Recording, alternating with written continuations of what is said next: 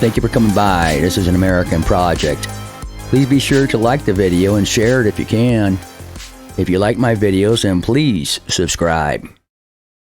You don't have to watch them all the time, just every now and then to see what's going on. But if you want to watch them all the time, that's fine too. Let's get started. Letitia James is asking the court to deny Donald Trump's $454 million bond appeal.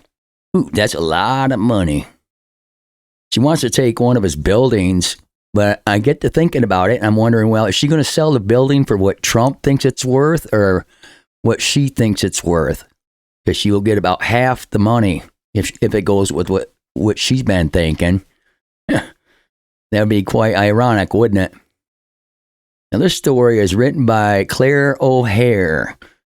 New York Attorney General Letitia James opposed former President Donald Trump's request to reduce or delay posting a $454 million bond while appealing a civil fraud judgment against him.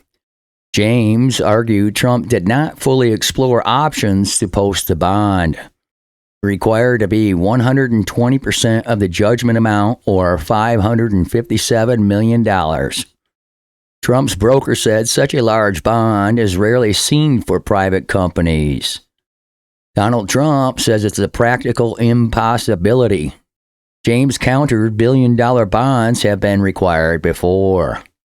Now, I don't know where, maybe the U.S. government or something like that. Trump called the ruling a form of mob justice and claimed it denied his appellate rights. I think it does too. I think this is over the top. Judge Engoron actually wants me to put up hundreds of millions of dollars for the right to appeal his ridiculous decision, Trump wrote. In other words, he is trying to take my appellate rights away from me when I have already won at the appellate division. But he refuses to accept their already made decision. I haven't heard about that yet, have you? I have to dig a little deeper to find an answer on that. I don't know if they actually made a decision or not. I think he's just talking about how nonsensical this thing is. Constitutional law scholar Jonathan Turley agreed. He's been popping up a lot and everywhere. He says requiring nearly $500 million just for the right to appeal, quote, shocks the conscience, unquote. Indeed it does, and could deny due process, pushing the issue to the Supreme Court. I'd like to see that. They would have to take my house, I tell you that. His position is in order to get any other judge to look at what I've done to you, you got to come up with basically $500 million to appeal. It's like a judge saying, I'm going to take your house away, but you can appeal my decision. You just have to sell your house in order to do it.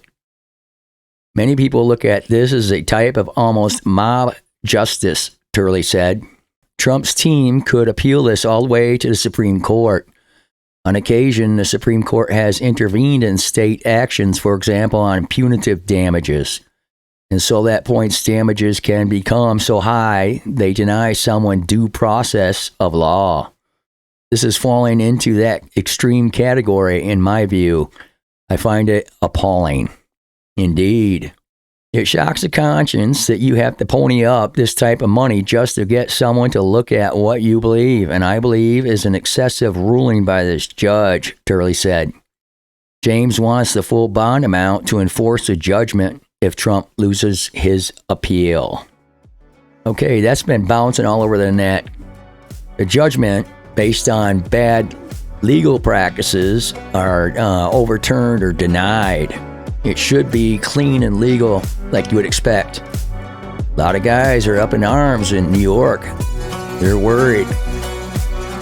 All right, and there you have it. Thanks for coming by. Please be sure to like and subscribe. I really appreciate it. And have a great day. God bless.